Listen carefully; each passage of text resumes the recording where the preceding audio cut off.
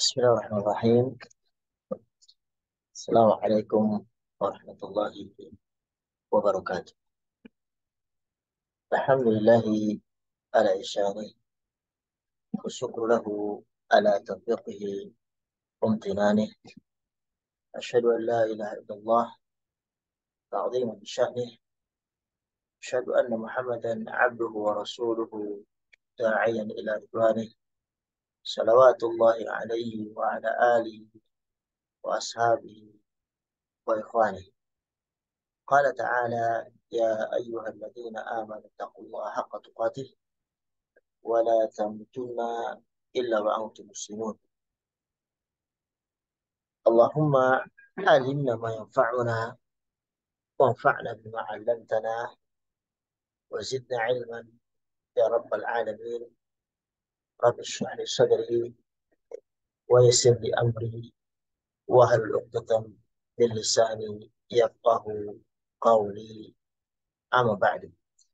Segala puji bagi Allah Subhanahu wa taala yang telah mempermudah pertemuan kita pada kesempatan kali ini untuk sama-sama belajar mentadabburi Al-Qur'an, dan kita telah sampai kepada juz yang ke-28 ya. Kita masih bersama surat At-Taghabun, surat yang ke-64 menurut urutan mushaf, yang terdiri dari 18 ayat dan merupakan surat Makkiyah, surat yang turun sebelum hijrahnya beliau Shallallahu Alaihi Wasallam ke Madinah, kecuali satu ayat aja, yaitu ayat ke-14.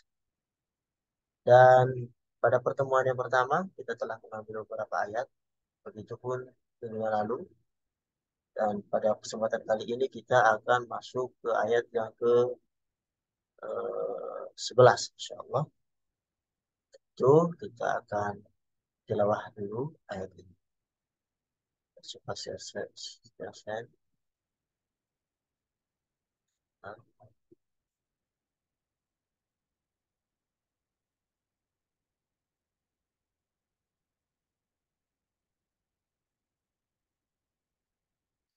kita buka mushafnya. Bagi yang punya mushaf bisa dibuka juga ya. Ayat yang ke-11 sampai ke-18.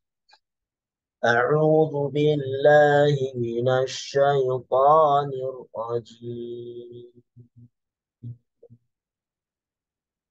ما أصاب من مصيبة إلا بإذن الله، ومن يؤمن بالله يهد قلبه، والله بكل شيء عليم. وأطيعوا الله وأطيعوا الرسول، فإن توليتم فإنما على رسولنا البلاغ. الله لا إله إلا هو، وعلى الله فليتوكل المؤمنون. يا أيها الذين آمنوا إن من أزواجكم وأولادكم عدوا لكم فاحذروهم، وإن تعفوا وتصفحوا وتغفروا فإن الله غفور رحيم. إنما أموالكم وأولادكم فتنة، والله عنده أجر عظيم. فاتقوا الله ما استطعتم واسمعوا وأطيعوا وأنفقوا خيرا لأنفسكم، ومن يوق شح نفسه فأولئك هم المفلحون إن تقرضوا الله قرضا حسنا يضاعفه لكم ويغفر لكم والله شكور حليم عالم الغيب والشهادة العزيز الحكيم. Para hadirin yang dirahmati oleh Allah Subhanahu wa taala, di ayat yang ke-11 ini Allah Subhanahu wa taala menyebutkan bahwasanya apa yang terjadi di muka bumi ini baik berupa musibah ataupun hal-hal yang tidak mengenakan adalah atas izin Allah Subhanahu wa taala. Oleh karenanya, ketika seorang itu mengetahui bahwasanya dunia ini tempatnya ujian dan atas kehendak Allah Subhanahu wa taala, dia rida. Dia kembali kepada Allah Subhanahu wa taala, berharap dengan ujian itu dia mendapatkan pahala sehingga dia bisa keluar dari ujian itu sedangkan dia jadi seorang pemenang yang hakiki. Allah berfirman, "Ma asaba min musibatin illa biidznillah." Tidak ada suatu musibah pun yang menimpa seseorang kecuali biidznillah, dengan izin Allah Subhanahu wa taala. Wa man yu'min billah yahdi qalbah. Barang siapa yang beriman kepada Allah Subhanahu wa taala, yahdi qalbah. Niscaya Allah Subhanahu wa taala akan memberi petunjuk kepada hatinya. Wallahu bikulli syai'in alim. Dan Allah Subhanahu wa taala Maha mengetahui atas segala sesuatu. Di dalam ayat ini Allah Subhanahu wa taala memberikan semacam penyemangat untuk orang-orang yang beriman agar mereka itu lebih bersabar terhadap apa yang sedang menimpa mereka. Bersabar di dalam menghadapi ujian dunia yang sementara. Bahwasanya tidak ada satu ujian pun yang menimpa seorang kecuali atas izin dan kehendak Allah Subhanahu wa taala. Lalu bagaimana seorang seharusnya bersikap? Seorang yang beriman kepada Allah Subhanahu wa taala bersikap terhadap ujian ini, dia harus bersabar dan menyerahkan kepada Allah Subhanahu wa taala. Dia berharap ujian ini itu menjadi penghapus dosa-dosa yang ia telah lakukan dan mengangkat derajat di sisi Allah Subhanahu wa taala dengan sabar yang ditujukan kepada Allah Subhanahu wa taala. Allah menyebutkan, "Wa may yu'min billah yahdi qalbah." Barang siapa beriman kepada Allah, niscaya Allah akan memberi petunjuk kepada hatinya. Yaitu barang siapa yang beriman kepada Allah Subhanahu wa taala, dia menerima takdir Allah dari ujian-ujian yang sedang menimpanya. Karena tidak mungkin dunia ini adalah ujian. Kita selalu diuji, baik diuji dengan kemiskinan, tidak adanya sumber penghasilan, ataupun diuji berupa kekayaan, diuji berupa anak-anak yang akan disebutkan pada ayat setelah, diuji dengan istri, diuji dengan harta. Jadi semua adalah ujian dari Allah Subhanahu wa taala. Barang siapa yang menerima takdir Allah Subhanahu wa taala, bersabar, maka Allah berikan hidayah. Hidayah ini adalah yang selalu kita mohon pada Allah Subhanahu wa taala setiap sholat minimal 17 kali. Ihdinas siratan mustaqim. Ya Allah, berilah aku hidayah kepada jalan yang lurus. Dan ini adalah sikap seorang yang beriman kepada Allah Subhanahu wa taala dan hari akhir. Jadi tatkala seorang itu mendapatkan ujian, Maka Allah Subhanahu wa taala Maha mengetahui tentang musibah tersebut. Allah Maha mengetahui seberapa besar musibah yang dikenakan kepada hambanya. Tidak mungkin musibah itu lebih besar daripada kekuatan hambanya di dalam menerima musibah itu. Sesuai kadarnya. Syekh As-Sa'di rahimahullah ketika mentafsirkan ayat ini yahdi qalbah, dia menyebutkan ini adalah balasan terbaik bagi orang yang sabar, yaitu apa? Yaitu hatinya itu diberikan hidayah oleh Allah Subhanahu wa taala. Sehingga apa? Sehingga ketika hatinya diberi hidayah, maka Allah Subhanahu wa taala akan memberikan kebahagiaan. Walaupun kelihatannya dia sedang diterima ujian-ujian yang banyak dari Allah Subhanahu wa taala, tapi dia tetap tenang. Dia tidak menggerutu. Dia seolah-olah tidak mempunyai masalah. Tetap tenang, tetap uh, menerima.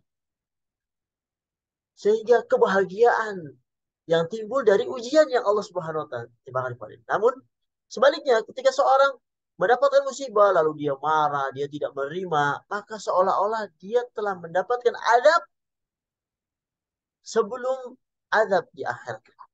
Seolah-olah itu adab yang disegerakan. Jadi kondisi seorang yang tidak menerima ketika terkena musibah, sesungguhnya ini adalah penderitaan yang luar biasa. Yang menjadikan dia cepat marah, mengamuk, menjadikan apa namanya melakukan hal-hal yang tidak terpuji. Dan ini adalah sholat azab baginya. Ketika dia tidak mendapatkan hidayah dari Allah Subhanahu wa ta'ala karena tidak menerima takdir dengan kesabaran. Adapun orang yang beriman, dia bersabar ketika mendapatkan ujian. Sehingga apa? Buah dari kesabaran itu Allah masukkan hidayah ke dalam hatinya. Dia pun menjadi kokoh dalam menghadapi ujian itu. Dan kesabaran di dalam ujian menjadikan dia mendapatkan pahala di sisi Allah Subhanahu wa taala. Dihapuskan dosa-dosanya, diangkat derajatnya di sisi Allah Subhanahu wa taala. Kemudian ayat yang ke-12 Allah lanjutkan wa atiullah wa atiur rasul. Dan taatlah kalian kepada Allah dan kepada Rasul. Fa in tawallaitum, jika kamu berpaling, fa inna ma'ala rasulina al-balaghul. Apabila kalau kalian berpaling, karena sesungguhnya kewajiban Rasul itu hanyalah menyampaikan amanat Allah Subhanahu wa taala dengan terang benderang. Dan ayat ini memberitahu kepada kita tentang tugas Rasulullah Shallallahu Alaihi Wasallam, yaitu apa? At-tabligh, yaitu menyampaikan risalah Islam. Sebagaimana misalnya di ayat yang lain, surat Al-Ra'd misalnya ayat 40, fa inna ma 'alaikal balagh wa 'alaina al-hisab. Sesungguhnya tugasmu wahai Muhammad itu hanya balas, menyampaikan saja.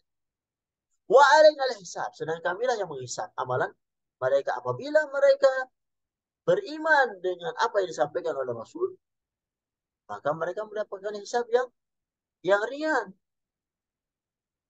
Begitupun sebaliknya apabila mereka tidak beriman dengan apa yang disampaikan oleh Rasul, maka mereka mendapatkan hisab yang berat.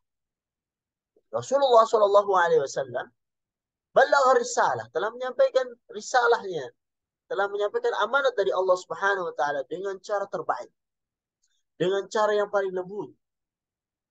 Maka jika masih ada orang-orang kafir yang tidak beriman, maka tidak masalah. Walaupun Rasulullah sedih, tapi Allah menghibur mereka, tidak masalah. Engkau hanya menyampaikan hidayah adalah milik Allah Subhanahu Wa Taala. Rasulullah tidak bisa memaksa mereka untuk beriman.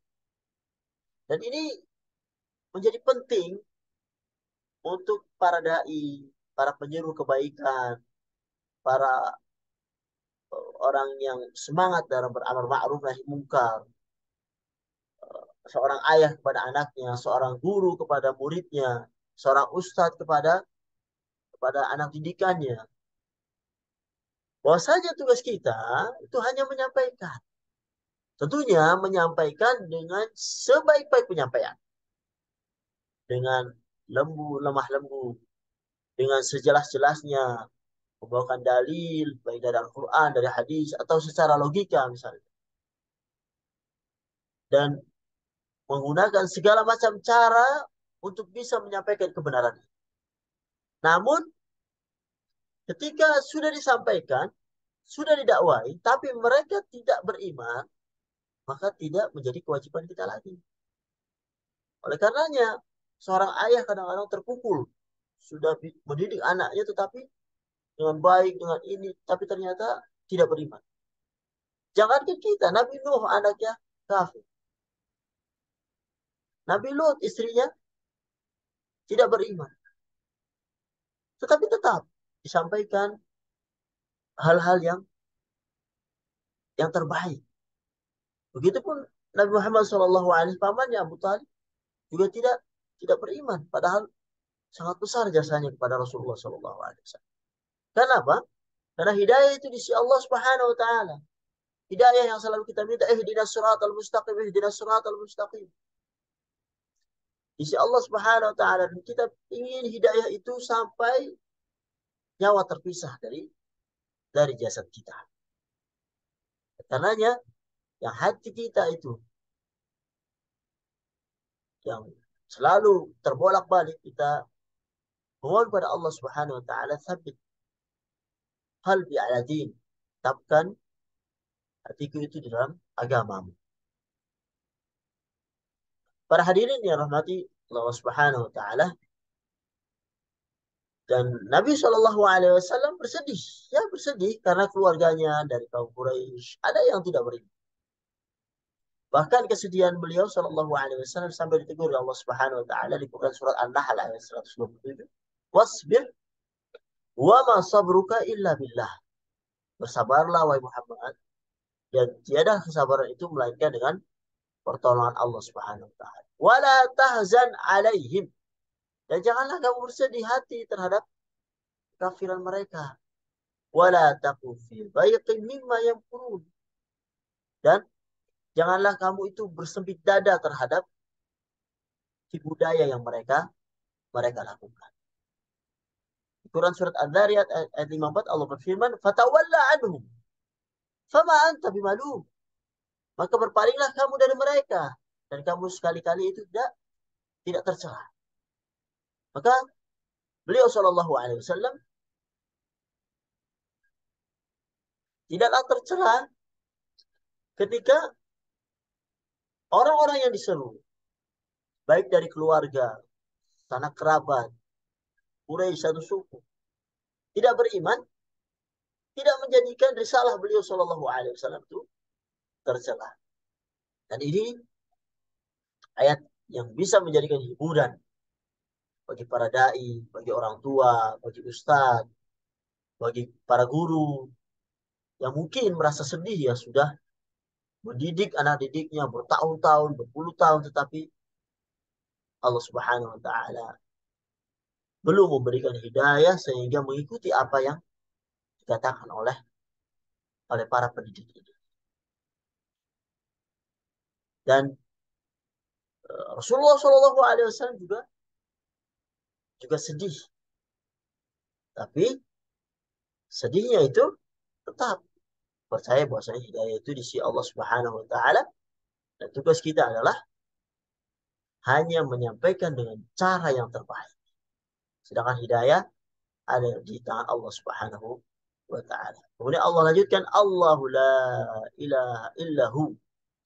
Ialah Allah, tidak ada Tuhan selain Dia. Wa 'alallahi falyatawakkalul mu'min.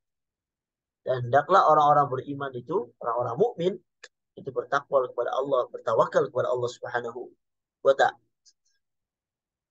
Jadi jika kita mengetahui bahwasanya Allah Subhanahu wa Ta'ala yang menciptakan langit, Allah Subhanahu wa Ta'ala menciptakan bumi, bahkan Allah Subhanahu wa Ta'ala menciptakan kita.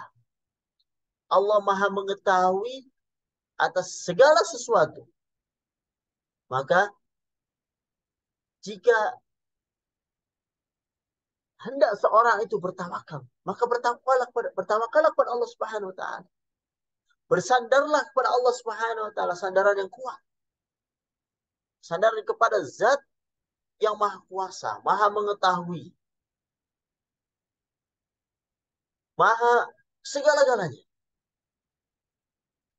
Sidqul i'timad ala Allah, kita bersandar kepada Allah Subhanahu wa taala dengan jujur sambil mencari sebab. Maaf di sebab. Sambil mencari sebab. Sebab-sebab tawakal itu.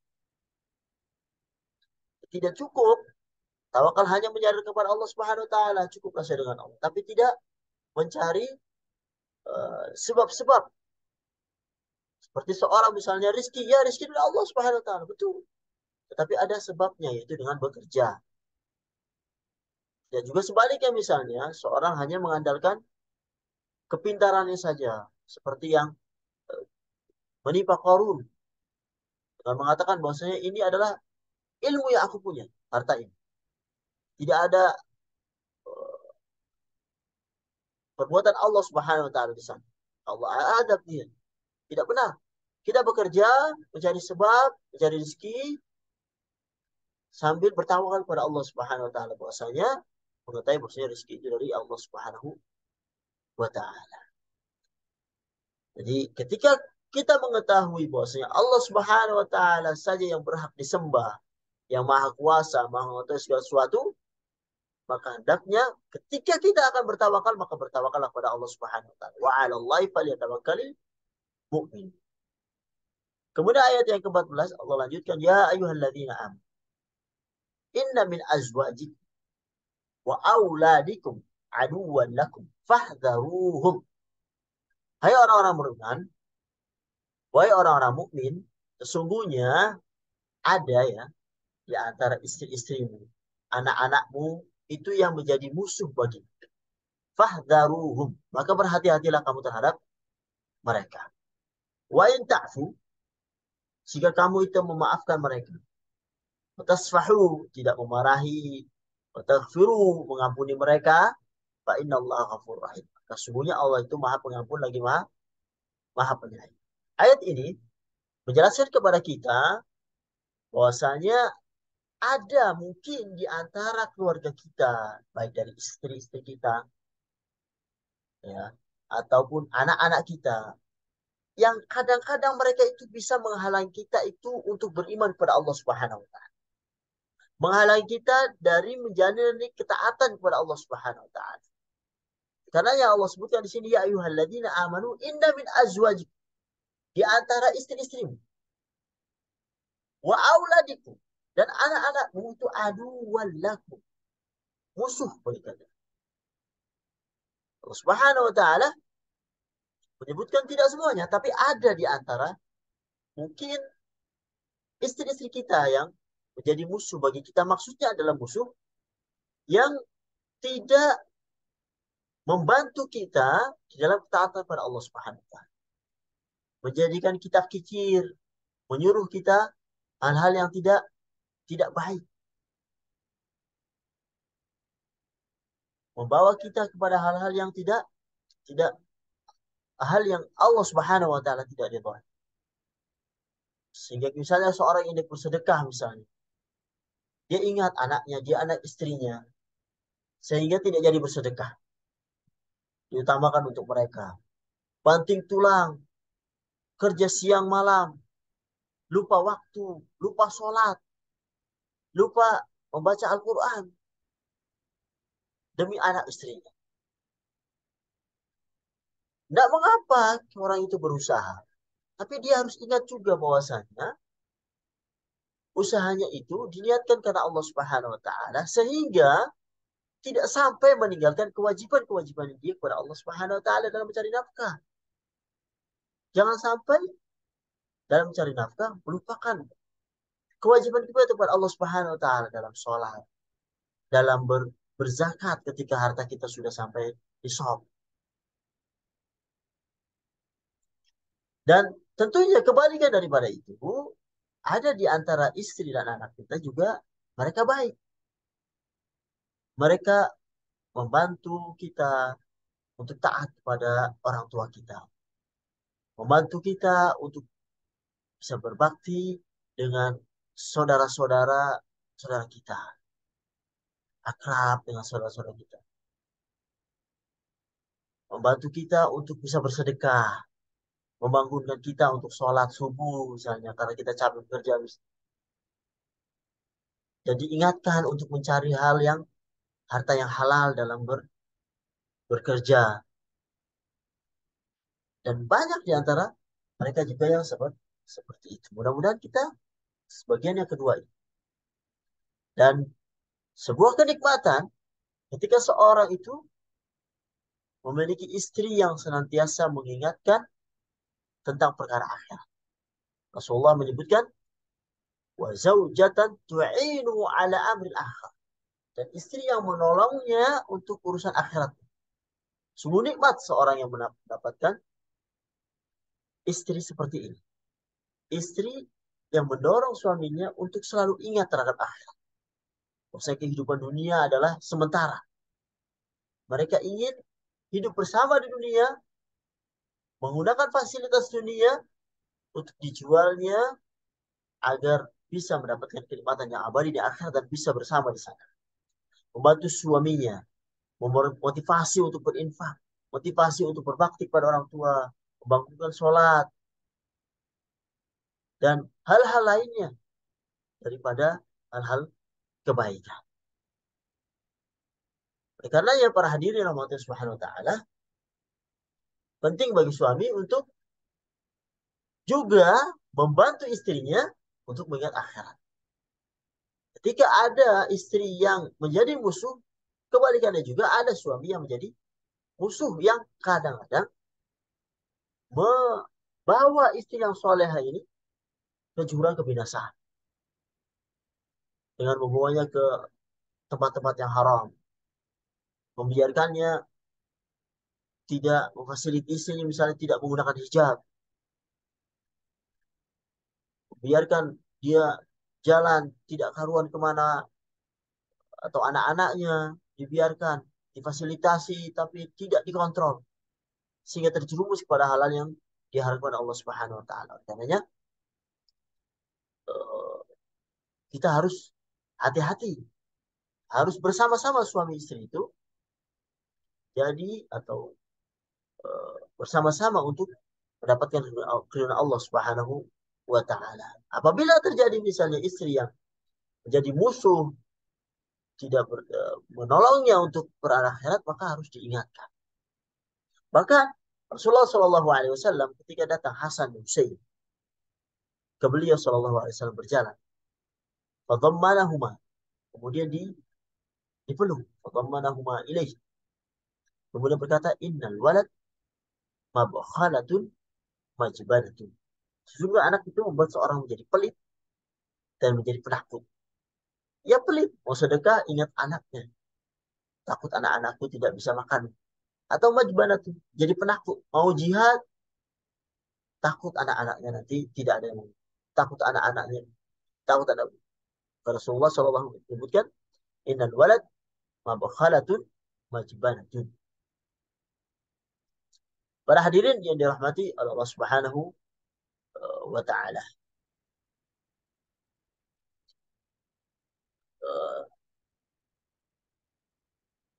Kemudian Allah Subhanahu wa taala melanjutkan ayat ini wa in ta'fu, apabila kalian itu memaafkan, wa tasfahu, menyantuni mereka, wa taghfiru, dan mengampuni mereka, fa innallaha ghafurur rahim.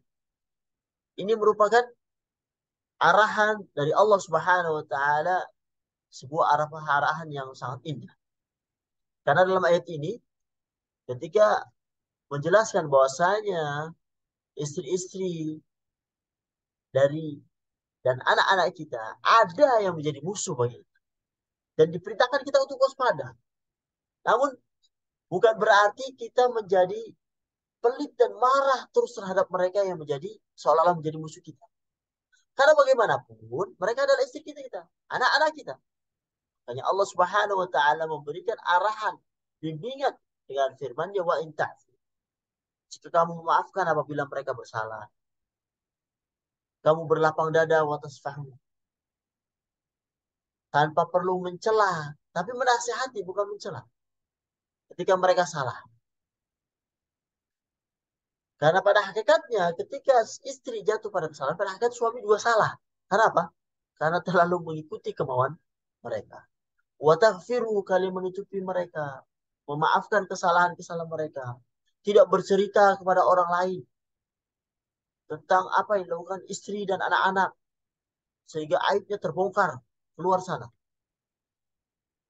Dan kesalahan-kesalahan di dalam rumah bukan untuk diceritakan, tapi untuk ditutup, diselesaikan. Maka di sini Allah Subhanahu wa taala berikan solusi wa in ta'fu wa tasfu wa taghfiru. Jika kalian memaafkan, kalian tidak mencela, menutupi kesalahan mereka, maka itu lebih baik. Karena Allah Subhanahu wa taala juga Maha Pengampun lagi Maha Penyayang. Jadi kita mencontoh sifat-sifat Allah Subhanahu wa taala yang Maha Pengampun, Maha Penyayang. Kita sayangi istri-istri kita, sayangi anak-anak kita dengan memberi mereka udzur dan menasihati mereka untuk tidak mengulangi apa yang mereka lakukan dari kesalahan-kesalahan. Dan ini bentuk bentuk kecintaan kita kepada mereka. Para hadirin yang dirahmati oleh Allah Subhanahu wa taala. Kemudian pada ayat yang ke-15 Allah Subhanahu wa taala firman innama amwalukum wa auladukum fitnah. Sesungguhnya hartamu dan anak-anakmu adalah fitnah, cobaan bagi. Wallahu indahu ajrun adzim. Dan di sisi Allah pahala yang besar. Dalam ayat ini Allah Subhanahu wa taala mengingatkan kembali bahwasanya harta-harta anak-anak itu adalah ujian bagi seorang. Kecintaan seorang terhadap harta-harta, kecintaan terhadap anak. Dan pada dasarnya wajar saja. Bahkan di Quran surat Al-Kahfi ayat 46, Allah sebutkan al-malu wal banuna zinatul hayatid dunya. Harta-harta dan anak-anak dan perhiasan kehidupan dunia. Wal baqiyatus salihatu khairun inda rabbika thawaban wa khairun amal. Tapi apa? Tapi amal-amalan yang kekal lagi soleh adalah lebih baik pahalanya di sisi Allah Subhanahu wa taala serta lebih baik untuk dijadikan jadi harapan. Maka kita lihat seorang ketika memiliki anak maka dia akan bahagia dengan anak. Itu juga ketika seorang Allah titipkan kepadanya harta, maka dia akan bahagia dengan harta. Akan tetapi perlu diingat di sini, bahwasanya harta dan anak-anak adalah ujian. Dan semuanya adalah amanah dari Allah Subhanahu wa taala untuk menguji seorang. Maka seorang harus berhati-hati jangan sampai amanah ini menjauhkan dia dari ketaatan kepada Allah Subhanahu wa taala. Ya Allah tutup wallahu indahu ajrun. Dari si Allah pahala yang besar. Jadi seorang harus menghadapi ujian tersebut, menunaikan amanah tersebut dengan membina anak-anaknya dengan baik, menggunakan hartanya, mengaturnya dengan baik. Maka jika seorang telah melakukan hal ini, maka dia mendapatkan ganjaran yang besar di sisi Allah Subhanahu wa taala. Fattaqullaha mastata'tum. Maka bertakwalah kepada Allah menurut kesanggupan. Wasma'u wa'ati'u wa'anfi'u khairan li anfusikum. Dan dengarlah serta taatlah dan nafkahkanlah nafkah yang baik untuk diri. Wa man yuqa syuha nafsihi fa ulaika hum muflihun. Dan barang siapa yang dijaga dari kekikiran dirinya, maka dialah orang-orang yang beruntung. Ayat ini memerintahkan kita sekalian secara umum untuk bertakwa kepada Allah Subhanahu wa taala mastata'tum, sesuai dengan kemampuan kita. Yaitu di antaranya kita mengurus anak-anak kita, mengurus istri-istri kita, mengatur pengeluaran dan masukan harta kita, maka dia harus berusaha untuk mengatur dan mengurusnya sekuat tenaganya, semampunya, tentunya semaksimal mungkin ya. Dan bukan berarti ketika Allah Subhanahu wa taala menitipkan seorang hamba untuk bertakwa kepada Allah Subhanahu wa taala, maka dia harus menjadikan anak-anaknya itu istrinya menjadi orang-orang saleh. Sebab ini belum tentu bisa dilakukan oleh seorang, tapi dia berusaha untuk menuju hal itu semaksimal mungkin untuk mendidik mereka, dan hasilnya itu diserahkan kepada Allah Subhanahu wa taala. Mendidik mereka dengan kesabaran, menunjukkan mereka hal-hal yang baik, hal-hal yang berguna bagi akhirat mereka. Dan seorang juga menabung kesabaran yang sangat besar untuk bisa merawat mereka, mengarahkan mereka kepada hal yang Allah Subhanahu wa taala ridha.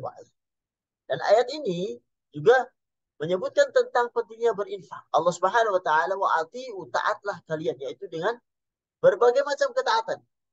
Nah, Allah Subhanahu wa taala secara khusus dari jenis ketaatan menyebutkan wa anfir, berinfaklah kalian. Dan tidaklah Allah Subhanahu wa taala menyebutkan sesuatu yang umum kemudian setelahnya disebutkan suara yang khusus, kecuali menunjukkan bahwasanya sesuatu yang khusus itu yaitu infak adalah suatu ketaatan yang luar biasa. Banyak kita dapati dalam Al-Quran perintah untuk berinfak. Dan ini menunjukkan bahwasanya kita harus berkorban dengan harta kita. Sebagaimana Rasulullah SAW di sebuah hadis, wassadaqatu burhan. Sedekah itu adalah bukti. Bukti bahwasanya seorang itu telah beriman itu dengan cara berinfak. Lagi pula sebenarnya untuk apa seorang itu menyimpan harta yang banyak? Ya. Yang pada hakikatnya itu bukan hartanya dia. Yang harta dia yang sebenarnya adalah harta yang dia infakkan di jalan Allah Subhanahu wa taala. Itulah harta yang terbaik yang akan dia panen ketika menemui Allah Subhanahu wa taala. Khairul li anfus. Lebih baik untuk kalian. Wa may yuqa syuha nafsi fa ulaika humul muflihun. Barang siapa yang dijaga dari kekikiran, maka dialah orang-orang yang beruntung. Karena memang sifat dasar manusia itu adalah kikir. Ingin selalu memegang hartanya, tidak ingin melepaskan dari tangan. Karena ya, untuk bisa berinfak, seorang itu harus melatih sedikit demi sedikit. Karena jika tidak dilatih, maka akan sulit untuk berinfak. Sulit untuk melawan rasa pelit. Dan ini adalah sifat dasar seorang. Jadi harus dilawan, harus dilatih supaya menjadi kebiasaan. Itu tuqridullah qardan hasanah, dha'ifhu lakum wa yaghfir lakum wallahu syakur. Jika kamu meminjamkan kepada Allah pinjaman yang baik dan berinfak, Allah sebutkan yudha'ifhu lakum, niscaya Allah melipat gandakan balasannya kepadamu. Wa yaghfir lakum, dan mengampuni kamu. Wallahu syakur. Allah Maha pembalas jasa lagi Maha penyantun. Ayat ini memberi dorongan untuk seorang untuk berinfak. Karena apa? Karena Allah Subhanahu wa taala akan memberikan ganjaran kepadanya berupa lipatan pahala. Bahkan wayaghfir lakum, bahkan mengampuni orang yang berinfak. Dan di ayat ini Allah menamakan infak dengan al-qard, yaitu pinjaman. Seakan-akan Allah itu meminjam kepada kita, dan kita harus yakin ketika harta itu dipinjamkan kepada Allah Subhanahu wa taala pasti akan dikembalikan, karena Allah Subhanahu wa taala Maha kaya. Apa yang kita keluarkan untuk berinfak, maka akan dianggap itu adalah pinjaman oleh Allah Subhanahu wa taala, dan pasti akan dibayar. Baik cash di dunia ataupun disimpan untuk didapatkannya di negeri akhirat kelak. Bahkan Allah Subhanahu wa taala tidak membalas dengan balasan yang setimpal. Allah balas dengan balasan yang berlipat ganda. Dan ini sudah terbukti.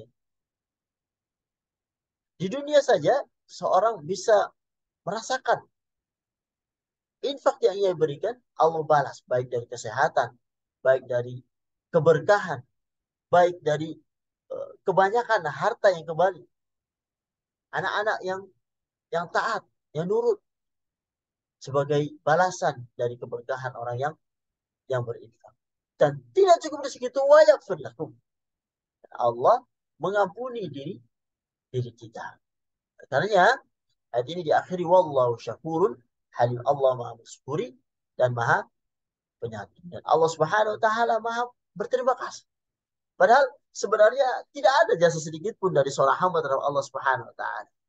Akan tapi Allah Subhanahu wa taala memposisikan diri sebagai seorang yang meminjam harta kepada hambanya sehingga hamba seolah-olah memiliki jasa.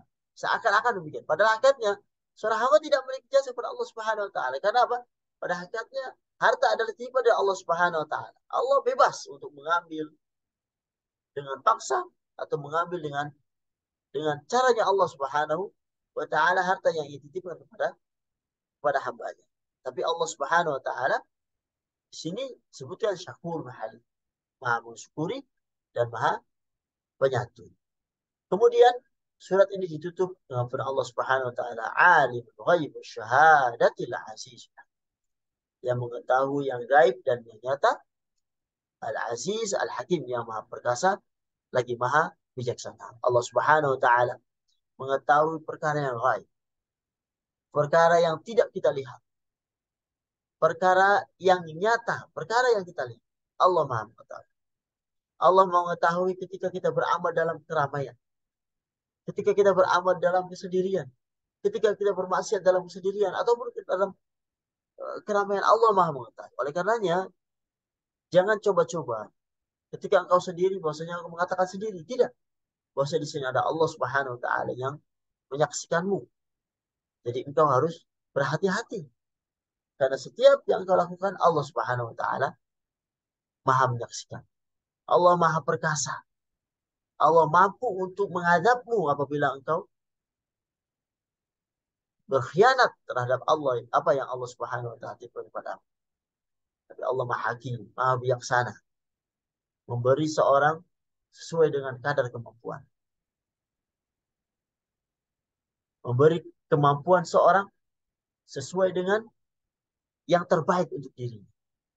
Oleh karenanya, seorang yang menyadari akan hal ini, dia berhati-hati untuk tidak bermaksiat walaupun dia dalam keadaan sendirian. Karena Allah Subhanahu wa taala maha melihat. Dia maha dia takut pada Allah Subhanahu wa taala yang maha perkasa dan mohon pada Allah Subhanahu wa taala untuk diberi kebijaksanaan. Para hadirin yang dirahmati Allah Subhanahu wa taala, inilah sedikit tafsir ringkas dari surah At-Taghabun yang berisi tentang hal-hal yang penting untuk kita ketahui dari uh, adab-adab yang ada di ayat ini, baik berkenaan dengan anak-anak kita, istri-istri kita, harta kita yang kadang menjadi musuh bagi kita. Tidak kita gunakan amanah Allah yang diberikan kepada kita itu untuk mendekatkan kepada Allah Subhanahu wa taala, dikarenakan sifat kikir yang mungkin ada di diri kita. Oleh karena itu harus kita perangi, harus kita uh, latih untuk bisa menjadi dia itu berkhidmat kepada kita, baik dari istri ataupun anak kita atau harta kita, untuk bisa mendekatkan kepada Allah Subhanahu wa taala. Mudah-mudahan Allah Subhanahu wa taala memudahkan diri kita bisa taat kepada Allah Subhanahu wa taala sehingga kita bisa selamat di dunia dan selamat di akhirat. Ini yang bisa kami sampaikan pada kesempatan kali ini. Apabila ada benarnya datangnya dari Allah Subhanahu wa taala, apabila banyak salahnya itu datangnya dari kami, kami berdiri dari Mekah Al-Mukarramah. Hadza wa sallallahu alaihi Muhammad wa ala alihi wa sahbihi ajma'in.